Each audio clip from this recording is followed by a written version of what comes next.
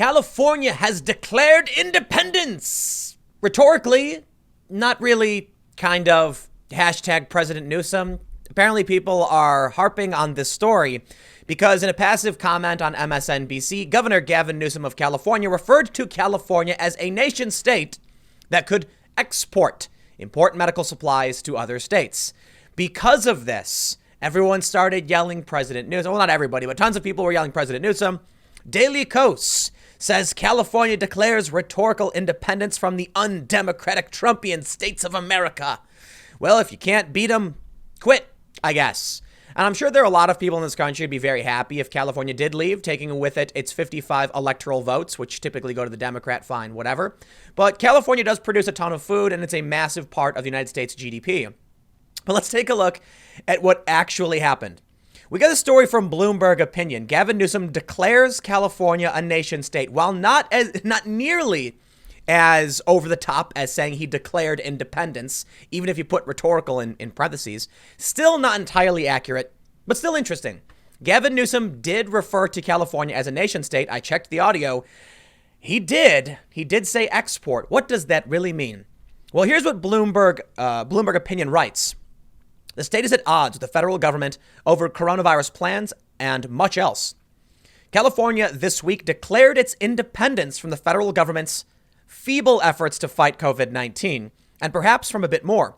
The consequences for the fight against the pandemic are almost certainly positive. The implications for the brewing civil war between Trumpism and America's budding 21st century majority embodied by California's multiracial liberal electorate are less clear. Speaking on MSNBC, Governor Gavin Newsom said that he would use the bulk purchasing power of California as a nation state to acquire the hospital supplies the federal government has failed to provide. If all goes according to plan, Newsom said, California might even export some of those supplies to the states in need. Quote, nation state, quote, export. Now, guess what? Governor Gavin Newsom agrees with the president.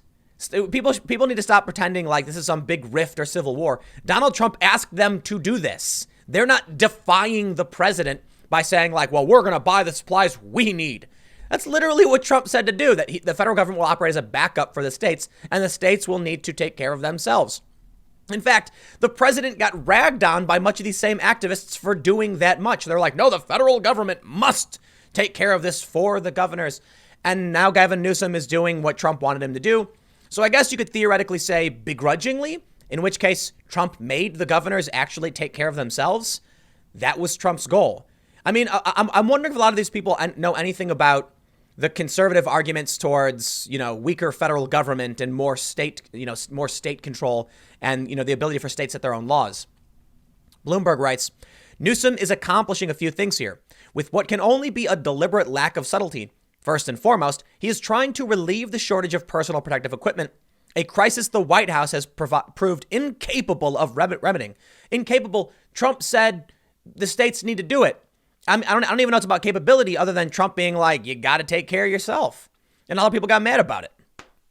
Details are a little fuzzy, but Newsom, according to news reports, has organized multiple suppliers to deliver roughly 200 million masks monthly. Now, he did say they would be manufactured overseas. I appreciate the honesty. Second, Newsom is kicking sand in the face of President Donald Trump after Newsom's previous flattery. The coin of the White House realm failed to produce results. If Trump can't manage to deliver supplies, there's no point in Newsom continuing the charade. Now, interestingly, we saw Cuomo and Newsom praise Trump in a limited fashion around the time that Trump's approval rating was going up. Now we're seeing Trump receiving flack for a little bit from Cuomo and now some from Gavin Newsom, and Trump's approval rating has gone down, likely because with the support of these Democratic governors, Democratic voters started actually saying they liked what the president was doing. Probably because the Democratic governors were telling their people they liked what Trump was doing as well. Now, here's what they had. Third, and this may be the most enduring effect. Newsom is sending a powerful message to both political parties. So far, the Republican Party's war on democratic values, institutions, and laws has been a largely one-sided affair, with the GOP assaulting and the Democratic Party defending. The lethal ruling this week by the U.S. Supreme Court's Republican bloc, which required Wisconsin residents to vote in person during a pandemic that shut down polling stations, is a preview of the fall campaign. The GOP intends to restrict vote by mail and other legitimate enfranchisement to suppress turnout amid fear, uncertainty, and disease. Listen, man, everyone claims they got the answer as to why their position is right or wrong. I'm sure there are some people on the left that want to use nefarious means to get elected, as well as people on the right. But you can't just go around saying that only Republicans are doing this. Let me tell you something. If you're seeing a wave of Republican politicians making these decisions, you realize it's because they were elected, right? Which means it's representative to a certain degree of what the American people or their constituents want. You got to stop pretending like the government has supreme authority. I don't know where this mindset comes from. People are elected and they're kicked out of office if they do a bad job. But it's an organization. It's people who come together and say, here's what I want. In fact, many of these politicians respond to what the people want. Many of these politicians are only in office because they said things that resonated with their constituents. So it's not about the Republicans doing it. It's about the people choosing Republicans to make them go and do this. They write, at some point, this civil war by other means with the goal of enshrining GOP minority rule will provoke a Democratic counteroffensive. Newsom, leader of the nation's largest state, is perhaps accelerating that response, shaking Democrats out of denial and putting Republicans on notice. California, an economic behemoth whose taxpayers account for 15% of individual contributions to the U.S. Treasury, is now toning up at Muscle Beach. Oh, are they? What that means, of course, is left to the imagination, but not much is required to envision what might evolve. Yes, they've been calling for Cal exit for some time. I don't know if I'd care. I gotta be honest. I don't live in California. I don't very much like California because I think they run things very poorly. Their streets are littered with human waste, and they have very serious homeless problems that they either can't or are incapable of solving. Newsom, a former lieutenant governor who won the top job in 2018, has used the nation state phrase before. It's a very odd thing to say. California, like its 49 smaller siblings, qualifies only as the second half. But it's so obviously no slip of the tongue. Democratic State Senator Scott Weiner, a leader in California's cumbersome efforts to produce more housing, said soon after Newsom took office in 2019 that reorienting the state's relationship to Washington is a necessity, not a choice. The federal government is no longer a reliable partner in delivering health care, in supporting immigrants, supporting LGBT people, in protecting the environment. So we need to forge our own path. We can do everything in our power to protect our state, but we need a reliable federal partner, and right now we don't have that, which brings me to my next question. Is it possible that the culture war rift is impossible to mend? In which case you end up with a federal government largely voted in by people who are sick and tired of these weird ideologies, oligarchy, and faux socialism, so they reject it. Republican politicians come in, start changing the rules, appointing judges. California, then very much adopting this ideology, says, we out, y'all. We don't want to have anything to do with this. And I'm sure there are a lot of people in the U.S. that outside of California who agree we don't want to have anything to do with what you're doing, California. There have been many stories, I don't want to say studies, but I've read reports that typically the rest of the U.S. is a couple of years behind California, that what happens in California later happens in the rest of the country.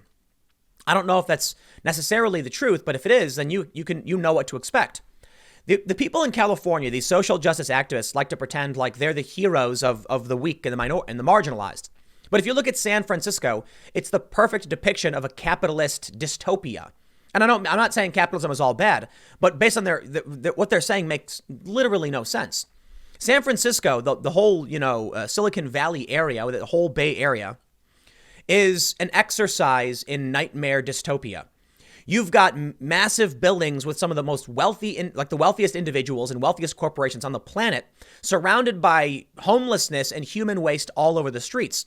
The wealth disparity in this place is nightmarish, yet they claim to be the ones fighting against it. Now, there are a few people who deserve a shout out. Jack Dorsey, for instance, pledged 30% or 28% of his net worth, $1 billion in shares, to go towards COVID relief, more than anyone else has committed to. So at least he's putting his money where his mouth is, though there are a lot of other issues with the things Jack Dorsey has done. We'll give him credit for this one, credit where it's deserved. But if you look at the rest of California, you look at the homeless crisis, the drug crisis, the inability or the incapability to actually solve any of these problems, and it looks like that might be coming for the rest of the U.S. Unless the American people see what's happening in California, they hear these stories of L.A. and homelessness, and they elect someone like Donald Trump. They then start electing Republicans. The interesting thing about what's happened in the past few years, with mostly with the House and how the Democrats actually gained some power back in the federal government, has to do with Democrats promising to stay away from that kind of stuff. That we're gonna focus on issues that you cared about: the economy, jobs, healthcare. And what did they do? Instead of casting the ring into the fires, the Orange Man bad impeachment scandal ring, they decided to wield that power, and it doesn't work because these districts do not care for this. Perhaps it's that California has lurched so far left so quickly that the rest of America won't follow suit because they're just insane. The way it's typically described is that the left is pulling, the liberals in this country, Democrats, are pulling the rest of the country to the left, while Republicans slow them down, and it's a slow drag, slowly moving to the left. But something happened, and I think it was with the internet, where the left lurched so hard to the left that the line snapped. Moderates and Republicans are mostly staying where they are, leaning a little bit to the left, but not really that much. And the left just launched. It's almost like it's a dog on a leash, breaks the leash and just runs straight for the edge of the cliff. The rest of us are watching saying, hey, wait a minute, that's a bad idea. Now, if we were blindly walking on our cell phones, walking the dog, and the dog walked us to the cliff and we fell off, that'd be our own faults. And that's what, maybe that's a bit extreme. But it's supposed to be that the person walking the dog stops the leftward lurch if it goes in dangerous directions. Well, since the leash has snapped and the left lurched so far left, they're going to jump off the cliff. I think we're going to see Trump win. I think we're going to see the Republicans reclaim the House. And I got to be honest, I think the Republicans will be as ineffective as ever. I mean, we hear about all these things the Democrats have supposedly done, all these scandals. They investigate Trump nonstop. We've got FISA abuse. We got all this really nasty stuff. But for whatever reason, the Republicans couldn't even, when they controlled everything before 2018, why weren't they getting things done? You'd think they'd be just rubber stamping everything. So even if they end up winning, I don't necessarily think it'll be particularly efficient. But what I can say is California might be too far gone. This kind of story, I think, is definitely over the top. As if Gavin Newsom passively mentioning them as a nation state is proof that they're ready to declare independence. But it is possible that the rest of this country doesn't want to go as far left and ideologically insane as they have. So there's an impasse. California may have to make some very serious and difficult decisions. Do I think California would ever secede? Honestly, I do not. I just could not see it happening. But perhaps that's the optimism bias in me. We've seen in the past 100 years, the U.S. has acquired new territory. There have been some changes. Maybe it could happen again. Trump was talking about buying Greenland or something, and everybody's making fun of it, but why not? We'll see. We still have Puerto Rico. We have other territories. Maybe they'll become states. Changes can happen. I think a lot of people are so used to things being this certain way, they can't imagine change. Well, California certainly has the ability and, to a certain degree, the will to secede and form their own nation. And maybe this is just another grain of sand in the heap. I don't know.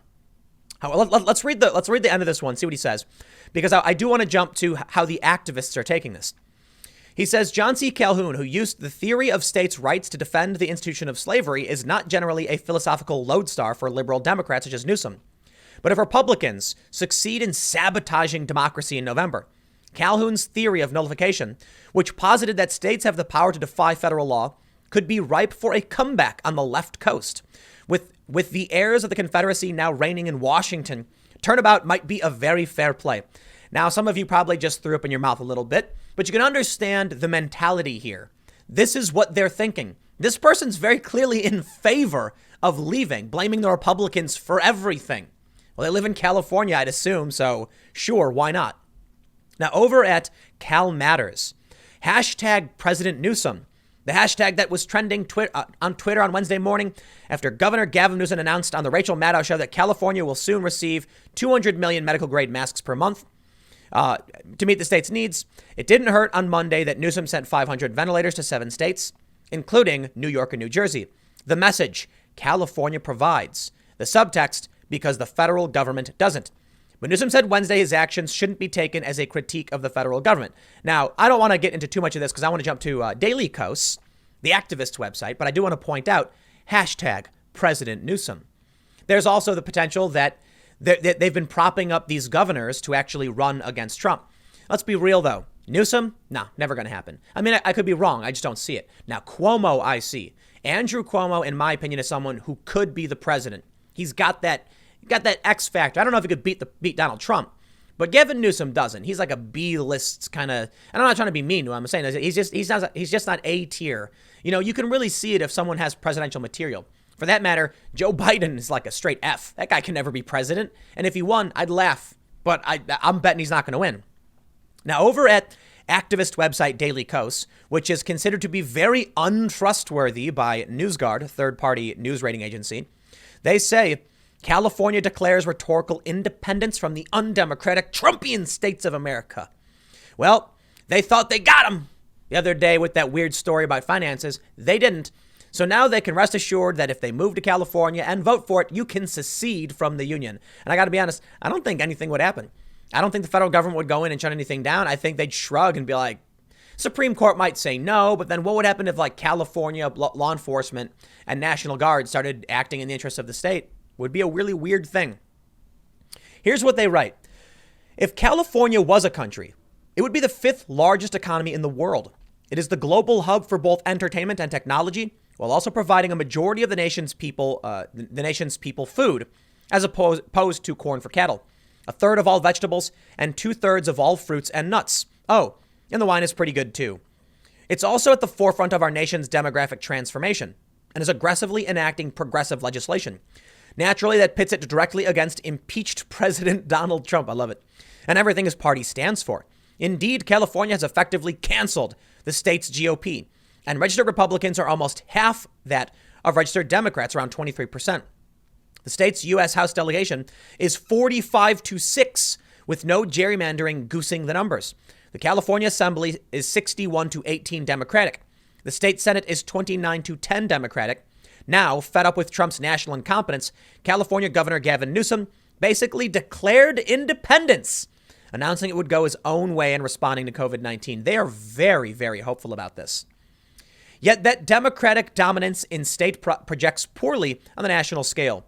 Both chambers of Congress are heavily weighed to favor rural, white, and conservative interests. California has 2 senators, so does Wyoming.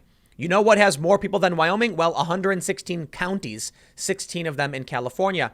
That's the point, dude. Read history. Senators are not congressmen. You know how many congressmen Wyoming has? It has 1. Do you know how many congressmen California has? I believe it's 53. You understand how this works now? Everybody gets 2 senators because we are a union of states. And there's 2 different systems to this. So congratulations on your 55 electoral votes compared to Wyoming's 3. Now go complain somewhere else because that state has senators. Anyway, moving on. States representing just 17% of the population can elect 50 senators, and the majority all because of random borders on a map. Yet these people seem to forget that at one point California was a big empty state, and people started moving there for mostly libertarian reasons. You see, my understanding is that Hollywood was a barren wasteland for a long time, and people started moving there because they were getting away from the tax man. They could do what they wanted without fear because the federal government was very, very weak on the West Coast. These libertarian ideals attracted many people to move there, which allowed them to blossom into a large economy. And they also have some pretty good land for farming, but they do have problems with water, a lot of droughts. They do get, I think SoCal gets its water from the Colorado River, which presumably they could cut it off if they wanted to. They wouldn't do that. But now California has grown. It's progressed to a point where it's become more leftist and authoritarian than libertarian. And I'm not saying right libertarian, I'm saying just freedom. In which case, I'm not entirely convinced they could survive forever. Maybe it's a natural progression. Maybe these laws will be enacted, or maybe they will be crushed under the weight of their own hubris. I honestly don't know. They keep trying to enact different laws, but I'll tell you what. The farming in California was under serious threat when the drought hit. The way the state is structured, there are serious risks, and ecological destruction is around the corner. Right now, there's been a big fight going on with the smelt in the Bay Area. You see, people in the farms, which you brag about, they're not leftists. They're typically conservative. And they actually want to reroute Delta water from the north to the south so they can farm. But there are concerns that it would destroy the bay, which is fresh water, and turn it brackish or saline because of the ocean. There's a lot of complicated stuff going on. But the point is, farmers want water. The big urban areas vote against them. So you can talk about all this farming you have, but don't be surprised if these people leave if you did try to secede. Perhaps it's only because the federal government can intervene and protect them that they're willing to stay involved, or because they can elect, federal level Congress people. I don't know for sure. They do bring up a good point. California would be the 5th biggest economy in the world. Technically, its numbers are a part of the United States. The United States would still probably be the biggest, but I think they're getting ahead of themselves. Will California ever really declare independence? No, because what's their defense? Could California protect itself? I mean, maybe they don't need to. I mean, they're still connected to the contiguous United States. So I don't know. I think it's all just a bunch of people and their wishful thinking, but I'm not going to stand in your way. If everybody in California voted for it, I don't got a problem with it. What about you? I'm sure a lot of people would say bye-bye and love to see them go. If they don't like the system they're involved in, they can leave. But what they don't realize, as I mentioned earlier, is that at one point they were a barren wasteland. They eventually developed into a wealthy state, and now they're angry that they got to play by the rules that benefited them for a long time. If the people in California can't look at history and they want special privileges today, then by all means secede with my blessing. The reality is at any point, Wyoming could see a major influx of residents for any reason, who knows? Maybe because it's more free and libertarian-minded, because it's a smaller, less populous state. And then all of a sudden the census will happen, and within a few years, it will have way more power than you do. The system is designed this way on purpose. You never know what state is going to come up. I'm hearing a lot of people talk about West Virginia, especially after what's going on in Virginia. Maybe West Virginia will start gaining a lot more power. Who knows?